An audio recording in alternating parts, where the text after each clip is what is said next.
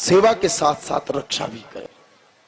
अगर कोई गाय माता को सता रहा है, डंडा मार रहा है, मैंने कई बार माताओं को देखा है, यूं तो खूब राम राम सीताराम करती है, लेकिन सब्जी बाजार में सब्जी लेने जाती है और वो सब्जी खरीदती है और पास में अगर सब्जी वाला गाय माता को लठ भी मार रहा है तो क्या कभी आप लोगों ने रोकने की कोशिश की? नहीं की। अरे साहब जी की करनी जोबरे माके का ही फर्क पड़े। इतिहास साक्षी है मेरे भाई बहनों, पापी अगर पाप करे और धर्मात्मा चुपचाप खड़ा खड़ा देखे तो पाप का फल उसको भोगना पड़ता है। भीष्म पितामह ने कोई पाप नहीं किया, परम कृष्ण भक्त थे, लेकिन 58 दिनों तक बाणों की सैया पर तड़पना पड़ा। क्यों? क्योंकि द्रौपदी की साड़ी खींचती रही और भीष्म पितामह चुपचाप खड़े खड़े बैठे बैठे देखते रहे, उस पाप को उनको भोगना पड़ा।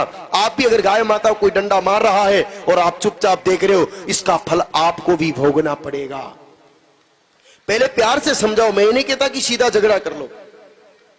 आप हाथ जोड़ के समझाओ कि भाया गाय माता तो भूखी है, तू ध्यान रख, थारा सामान संभाल के रख, गाय माता ने डंडों को नहीं मार लो। अगर वो नहीं माने तो वही डंडा लेकर के 2-4 ढंग से जमा दो, फिर कोई दिक्कत नहीं है। हमने पहले प्रेम से समझाया है भाई, नहीं समझने वाले को फिर दूसरी भाषा से समझाना पड़े तो समझाना चाहिए, लेकिन गौ माता को बचाना जरूरी है। आपको अगर लगा कि कोई गाय माता कटने को जा रही है और आपके संज्ञान में आ गई, जानकारी में आ गई, पहले आप हाथ जोड़ करके रोकिए कि भाई जी धंधा दूसरा बहुत है कर लो, लेकिन गाय माता नहीं कटनी चाहिए।